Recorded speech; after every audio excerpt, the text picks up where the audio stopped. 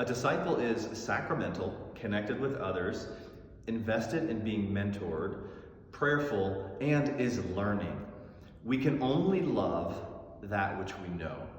And just like we can't just sit around and expect ourselves to get stronger without going to the gym, that if I want to grow in my knowledge of God, that it takes kind of working out a little bit. That I think we should always be reading or learning something. Recently, I did the Catechism in a Year with Father Mike Schmitz, and it was awesome.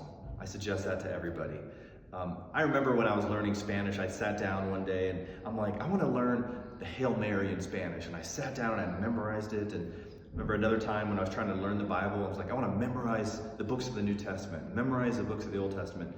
And I think it's okay to do that. We need to do that. Like to sit down and to memorize Scripture, because once we know things like Scripture, that we always have it at our disposal. Because it might be late at night when we wake up and we're feeling discouraged, but then we can remember that Scripture verse. We can remember that truth that we've learned.